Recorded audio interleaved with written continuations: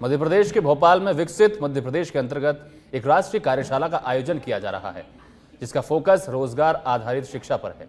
कार्यशाला को लेकर सीएम डॉक्टर मोहन यादव ने कहा कि विकसित भारत की दिशा में एक बड़ा कदम है और युवाओं को रोजगार से जुड़ी शिक्षा देना है। बता दें कि कार्यशाला का मुख्य उद्देश्य स्कूल और कॉलेज स्तर पर एक ऐसा पाठ्यक्रम तैयार करना है जिसके जरिए पढ़ाई के साथ साथ युवाओं को हुनर भी सीखने का मौका मिले।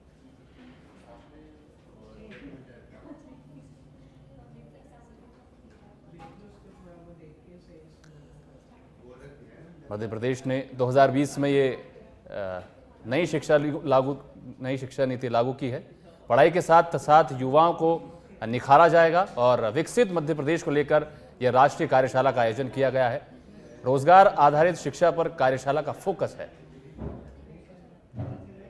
जो कार्यशाला है बहुत महत्वपूर्ण कार्यशाला है, जिसमें हमारे प्राइवेट सेक्टर के और गवर्नमेंट सेक्टर के सभी हमारे कुलगुरु हैं, शिक्षाविद है और देश भर से कई एक्सपर्ट आए हैं जो शिक्षा में रोजगार के पाठ्यक्रम कैसे हमको संचालित करना है, एक प्रकार से पूरी शिक्षा व्यवस्था में आमूलचूल परिवर्तन करने का काम जो राष्ट्रीय शिक्षा नीति के माध्यम से अपेक्षित है, उसका क्रियान्वयन के पक्ष के रूप में ये कार्यशाला है। सर, भारत की शिक्षा में मुगलों का गुणगान इतिहास में देखिए भारत की शिक्षा में यानी इतिहास में जो इतिहास के पाठ्यक्रम है उसमें भारत का शौर्य पराक्रम के वो भी इतिहास के पन्नों पे दर्ज करेंगे। भारत के उन महापुरुषों को जिन्होंने भारत माता के लिए बलिदान दिया है, यहाँ के लोगों के लिए संघर्ष किया है, मातृभूमि के लिए लड़ाई लड़ी है, ऐसे सारे लोगों को हम इतिहास के पन्नों पे स्थान देने वाले हैं। और जो विदेशी है आक्रांता रहे उनको आक्रांता लिखेंगे, लुटेरे रहे उनको लुटेरे। शिक्षा विभाग द्वारा राष्ट्रीय कार्यशाला जो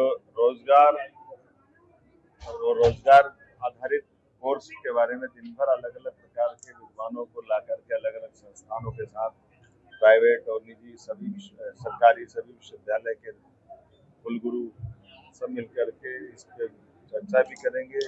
मध्य प्रदेश वो राज्य जिसने सबसे पहले शिक्षा नीति 2020 को लागू करने की दिशा में ठोस कदम बढ़ाया था और कई प्रकार के संकायों को बाकी विश्वविद्यालय में भी खोल करके सरकारी स्तर पर देश में नंबर 1 का हमारा राज्य है जो उच्च शिक्षा के माध्यम से विद्यार्थियों को वो सारे कोर्स उपलब्ध करा रहा है जिसमें रोजगार पर कई सारे अवसर होते हैं।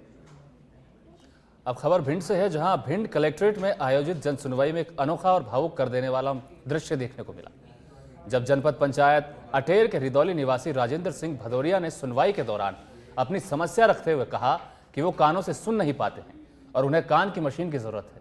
राजेंद्र सिंह की बात सुनकर अपर कलेक्टर एल के पांडे ने तत्काल सामाजिक न्याय विभाग के अधिकारियों को निर्देश किया कि वो मौके पर ही कान की मशीन उपलब्ध कराएं। प्रशासन की त्वरित कार्रवाई से कुछ ही देर में राजेंद्र सिंह को सुनने की मशीन प्रदान की गई। सुनने की क्षमता वापस आने पर राजेंद्र सिंह की आंखों में खुशी छलक उठी। उन्होंने सरकार और प्रशासन को हृदय से धन्यवाद दिया।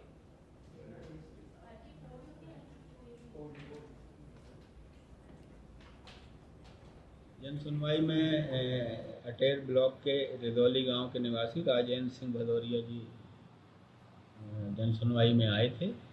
उनके द्वारा आवेदन दिया गया कि उनका कान में सुनाई कम देता है और उनका प्रमाण पत्र वगैरह था, तो सामाजिक न्याय से उनको हमने कान में सुनने की मशीन उनको वहीं तत्काल प्रदान कराई है। फिर उनसे हमने बात भी करी तो उनसे बोला कि उनको सुनाई देता है। उन्होंने कहा हाँ साहब सुनाई देता है। तो वो मशीन पा के भारी प्रसन्न थे। उनको कहा गया कि अब गांव में लोग मेरे को जो मेरे पे हंसते थे अब हंसेंगे नहीं, और मैं इसके लिए शासन को धन्यवाद देता हूँ। अब खबर दतिया से है, जहां कलेक्टर ने पुरानी कलेक्ट्रेट परिसर में संचालित विभागों का औचक निरीक्षण किया, जहां लापरवाही और अनियमितता को देखने को मिली। बता दें कि कलेक्टर स्वप्निल वानखेड़े ने पुरानी कलेक्ट्रेट भवन में संचालित महिला और बाल विकास विभाग, सहकारिता विभाग, परियोजना, दतिया और जनसंपर्क विभाग का औचक निरीक्षण किया गया। निरीक्षण के दौरान सभी विभागों में संबंधित अधिकारी और कर्मचारी अनुपस्थित पाए गए। इस पर कलेक्टर ने कड़ा रुख अपनाते हुए सभी विभागों को सख्त हिदायत दी कि भविष्य में इस प्रकार की लापरवाही न हो।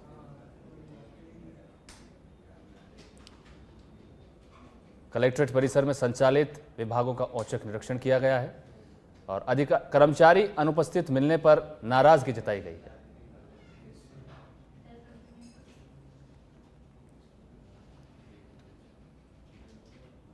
दतिया कलेक्टर ने पुरानी कलेक्ट्रेट परिसर में संचालित विभागों का औचक निरीक्षण किया है।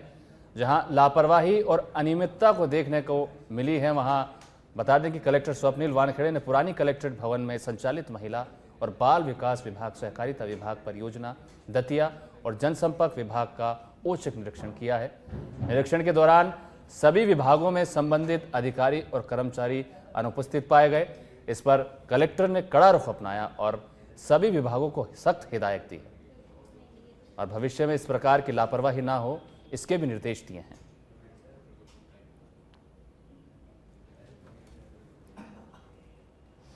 राजधानी भोपाल में बीजेपी द्वारा ई रिक्शा बंद करने के फैसले को लेकर सियासत में गहमा गहमी का माहौल बना हुआ है, जिसे लेकर आम आदमी पार्टी के नेता रमाकांत पटेल ने इस निर्णय पर बीजेपी को आड़े हाथों लिया है। उनका कहना है कि बीजेपी की गरीब विरोधी मानसिकता एक बार फिर सामने आ गई है। ई रिक्शा गरीब और मध्यम वर्गीय लोगों का साधन है। भोपाल कलेक्टर पर भी निशाना साधते हुए कहा कि अगर वो खुद कभी शहर की सड़कों पर निकलें तो उन्हें असलियत का अंदाजा होगा। आप नेता ने रमाकांत पटेल ने बीजेपी की विचारधारा को गरीब विरोधी विचारधारा बताया है। वहां कलेक्टर कभी खुद देखें ज़मीनी हकीकत, उनका कहना है। ई रिक्शा बंद पर यह सियासत गरमा गई है। आप नेता ने रमाकांत पटेल ने बीजेपी पर निशाना साधा है। कहा कि भाजपा की गरीब विरोधी सोच उजागर हुई है और कलेक्टर कभी खुद ज़मीनी हकीकत देखें तो उनको असलियत का मालूम। की गरीब विरोधी मानसिकता फिर से सामने आ गई है। ई रिक्शा संचालक गरीब व्यक्ति होता है, कोई धन्ना सेठ नहीं होता है, कोई बहुत बड़े पैसे वाले नहीं होते हैं। ई रिक्शा में बैठने वाले लोग, उनकी खुद की कार वगैरह नहीं होती है, तब वो ई रिक्शा में सफर करते हैं, अपने परिवार के साथ कहीं जाते आते हैं। मैं कहना चाहता हूं कि बीजेपी की ये गरीब विरोधी मानसिकता, चाहे वो 12,000 ई रिक्शा चालकों को बेरोजगार करने की बात हो, उन्होंने कर्जा लेकर के ई रिक्शा लिया और अपना परिवार का पेट पाल रहे थे, कर्जा भी चुका रहे थे, उनके पेट पे लात मारने का काम बीजेपी ने किया है। दूसरा, कलेक्टर साहब को कहना चाहता हूं, आपका यह आदेश कि ई रिक्शा असुरक्षित है, ये बेवकूफी भरा आदेश है बीजेपी की। खबरों में आगे बढ़ते हैं, जहां दतिया में स्टॉप डायरिया सह दस्तक अभियान के अंतर्गत कार्यशाला का आयोजन किया गया, जिसमें कलेक्टर स्वप्निल वानखेड़े ने मुख्य अतिथि के तौर पर शिरकत की। इस अवसर पर कलेक्टर स्वप्निल वानखेड़े ने अभियान की जानकारी साझा करते हुए बताया कि इस स्वास्थ्य अभियान में लगभग 132 दल कार्यरत है। अभियान के अंतर्गत बच्चों में कुपोषण, एनीमिया, डायरिया और मौसमी बीमारियों की स्क्रीनिंग की जा रही है। जरूरत के मुताबिक बच्चों को उपचार के साथ दवाइयां भी दी जा रही हैं और गंभीर स्थिति में उन्हें रेफर किया जा रहा है।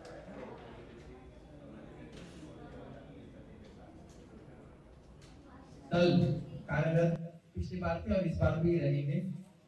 इसमें जैसा पहले भी बताया गया, कुपोषण, एनीमिया, दस्त रोग, मौसमी बीमारियां, इन सभी उपचारों का स्क्रीनिंग इन सभी बीमारियों की स्क्रीनिंग की जाएगी। जरूरत अनुसार उनको दवाई दी जाएगी और अगर जरूरत पड़ती है तो उनको रेफर भी किया जाएगा, जहां भी बड़े अस्पताल में रेफर करना है। समुदाय स्तर पर भी सही तरीके से हाथ धोने की प्रक्रिया, ORS घोल बनाना और जिंक टैबलेट देने की प्रक्रिया भी इसके बारे में बताया जाएगा, अवेयरनेस क्रिएट किया जाएगा। गंभीर कुपोषित बच्चों को पोषण पुनर्वास केंद्र एवं समुदाय स्तरीय। भिंड के अटेर रोड स्थित बड़े हनुमान जी का एक प्राचीन मंदिर है, जो लोगों की आस्था का केंद्र बना हुआ है। ऐसी मान्यता है कि यहाँ आने वाले भक्तों की मनोकामना पूर्ण होती है। वैसे तो यहाँ मंगलवार और शनिवार को दर्शन के लिए सैकड़ों भक्त आते हैं, जहाँ हर बार उनका मनमोहन श्रृंगार भी किया जाता है। मगर इस बार श्रावण मास में आचार्य रामू शर्मा ने अपने माता पिता और श्रावण मास में लोगों के भोले बाबा से अटूट प्रेम को देखते हुए 12 ज्योतिर्लिंग के भेष में अद्भुत श्रृंगार किया गया है। ऐसे अद्भुत भेष में हनुमान जी के दर्शन के लिए प्रत्येक दिन सैकड़ों की संख्या में श्रद्धालु पहुंच रहे हैं। जी, मैं प्रतिवर्ष ज्योतिर्लिंग का दर्शन करने के लिए जाता हूँ। अभी तक मैंने 5 ज्योतिर्लिंगों के दर्शन किए हैं। मैंने और मेरे माता पिता जी को मैंने कराए हैं। अभी बाबा गणेश दास जी महाराज की वार्षिक पुण्यतिथि थी, तो मुझे याद आया कि उनको ज्योतिर्लिंग के दर्शन उनको भी कराने हैं। तो इसलिए मैंने 12 ज्योतिर्लिंगों के दर्शन, अब उनको वहाँ ले जाना कैसे संभव हो, इसलिए मैंने यहाँ मंदिर पे उनको दर्शन कराए हैं। 12 ज्योतिर्लिंग बनाए। इस तरीके का श्रृंगार कैसे मन में ख्याल आया आपको कि ये श्रृंगार जिले में कहीं देखा आपने कहीं? नहीं, अभी क्या है, समय चल रहा है तो सभी भक्तों के क्या है, सभी भक्तों के मन में शंकर जी के प्रति अटूट प्रेम दिख रहा था। तो मुझे लगा कि एक बार सभी को यहाँ पे हनुमान जी के 11वें रुद्र अवतार, यानी जो शंकर जी हैं वो हनुमान जी 11वें रुद्र अवतार हैं, तो उनका दर्शन एक बार सभी व्यक्तियों को यहीं कराना चाहिए मंदिर में। एमपी के नर्मदापुरम में मंगलवार को नर्मदा नदी के तट स्थित प्रसिद्ध सेठानी घाट पर राष्ट्रीय ध्वज तिरंगे का अंगीकरण दिवस उत्साहपूर्वक मनाया गया। कार्यक्रम में 150 फीट लंबा तिरंगा हाथों में लेकर युवाओं और स्कूली बच्चों ने देशभक्ति का संदेश दिया, तो वहीं स्कूल के विद्यार्थियों द्वारा लगाए गए भारत माता के जयकारों से सेठानी घाट गूंज उठा। नर्मदापुर युवा मंडल पिछले 14 वर्षों से लगातार यह कार्यक्रम आयोजित करता आ रहा है। पूरे देश में नर्मदापुरम ही एक ऐसा शहर है जहां तिरंगे का जन्मदिन मनाया जाता है। 22 जुलाई 1947 को राष्ट्रीय ध्वज तिरंगे को संवैधानिक मान्यता मिली थी।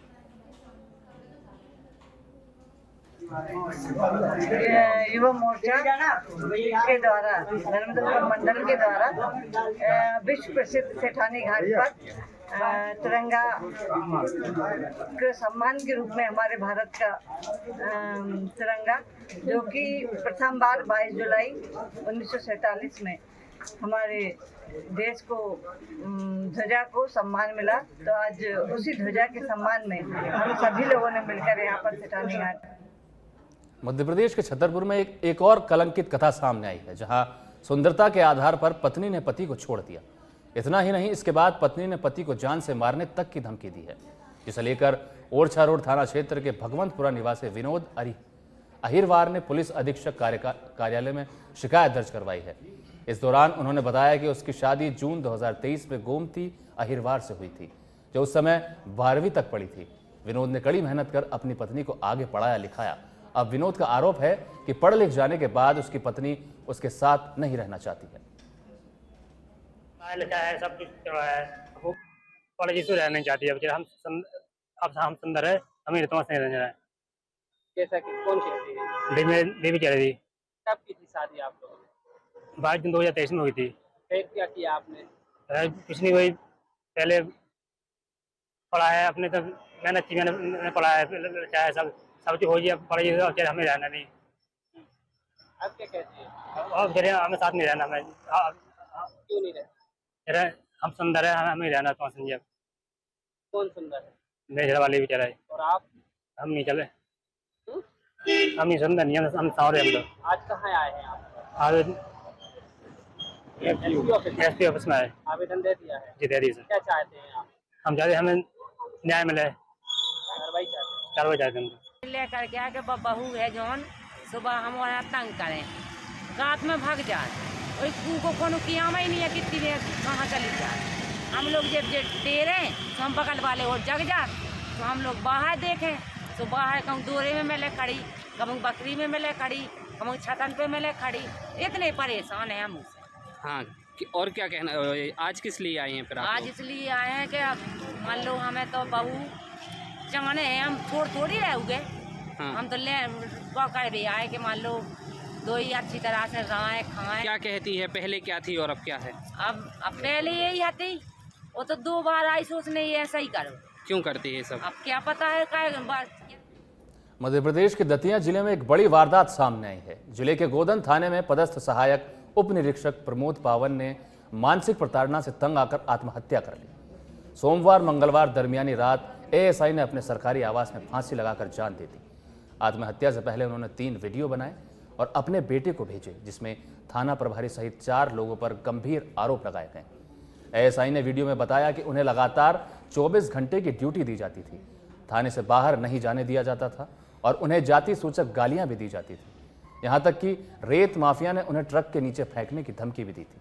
तो वहीं मामले को लेकर थाना प्रभारी अरविंद भदौरिया ने खुद पर लगे आरोपों को बेबुनियाद बताया है। एएसआई प्रमोद पावन थाना गोदन में तैनात हैं। मैंने जिस दिन से बबलू यादव निवासी गोदन का रेत का भरा हुआ ट्रैक्टर रोका था, उसी दिन से थाना प्रभारी अरविंद सिंह भदौरिया, आरक्षक चालक रूपनारायण यादव, थाना प्रभारी थरेट अनफासुल हसन, मुझे प्रताड़ित कर रहे हैं और थाना प्रभारी अरविंद सिंह भदौरिया व रूप नारायण के द्वारा मुझे जात सूचक गालियां दी जाती हैं और मुझे इतना प्रताड़ित करके रखा है, वो हम ही जानते हैं। खाना तलक 21-22 जुलाई की आज रात्रि में सहायक उपनिरीक्षक प्रमोद पावन ने द्वारा अपने थाना गोदन के परिसर में अपने निजी निवास पर फांसी लगाकर की घटना पाई गई है और इसकी कार्रवाई की जा रही है। जो भी साक्ष्य पाया जाएगा उसके अनुसार अग्रिम कार्रवाई की जाएगी। वीडियो भी वायरल हुई, उन्होंने थाना प्रभारी और तमाम स्टाफ के लोग आरोप लगाए हैं।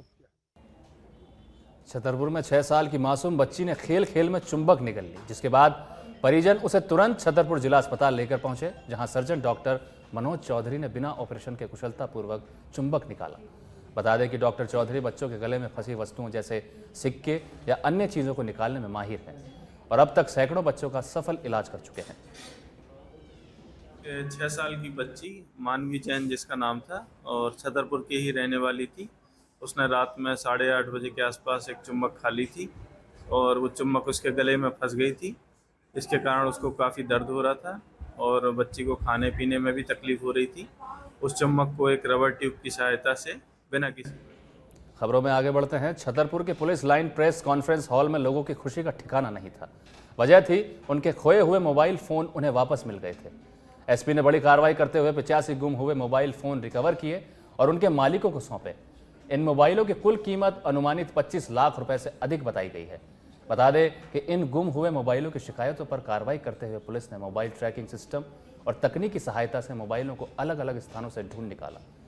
पुलिस कंट्रोल रूम में एक प्रेस कॉन्फ्रेंस कर जिले भर के सभी मोबाइल धारकों को उन्हें फ़ोन सौंपे गए हैं। पिछले दिनों में छतरपुर पुलिस के द्वारा विशेष साइबर अभियान चलाया गया था, जिसमें साइबर संबंधी जितने भी फ्रॉड या कंप्लेंट्स आती हैं उसको विशेष करके अभियान स्वरूप निराकरण किया गया। इसमें हम पिछले दिनों में 80 मोबाइल जो गुम हुए थे उनको बरामद करने में सफल हुए हैं। 7 आरोपियों को भी जिन्होंने मोबाइल चोरी की थी उनको गिरफ्तार करके माननीय न्यायालय में प्रस्तुत किया गया है। इसके अलावा जो पैसा चला जाता था, फ्रॉड हो जाता था, तो उसमें भी हमारी टीम के द्वारा 47 लाख रुपए से अधिक का पैसा फ्रीज किया गया है और 7 लाख से अधिक का पैसा वापस लोगों को उनके अकाउंट में पहुंचाया गया है। इसी के साथ साथ जो फर्जी आईडी बना करके लोग गलत दुरुपयोग करते थे उसमें भी 62 ऐसे सोशल मीडिया के इंस्टाग्राम और फेसबुक के अकाउंट्स को। मेरा नाम आरती सेन है, मैं राजस्थानिया से हूँ। मेरा मोबाइल 19 जनवरी को मऊ के मेले में खो गया था, लेकिन मुझे उम्मीद नहीं थी कि मिलेगा भी, लेकिन पुलिस का ऋषभ का बहुत बहुत धन्यवाद कि मुझे मेरा मोबाइल मिला। मुझे बहुत एसपी सर ने दिया है बहुत। अब खबर भिंड से है, जहां अमायन थाना प्रभारी अभिषेक राय की ओर से नशे से दूरी है जरूरी नशा मुक्ति अभियान चलाया जा रहा है, जिसे लेकर थाना प्रभारी अभिषेक राय ने कहा कि अभियान का अच्छा असर भी देखने को मिला है। साथ ही कहा कि उनकी समझाइश पर युवाओं ने भी संकल्प लिया है कि वो नशा नहीं करेंगे और ना ही करने देंगे। थाना प्रभारी अभिषेक राय ने न सिर्फ स्कूलों में जाकर छात्र छात्राओं को नशे से होने वाले दुष्परिणामों से अवगत कराया, बल्कि चौराहा झुग्गी झोपड़ी में जाकर नशा मुक्ति अभियान के बारे में समझाया।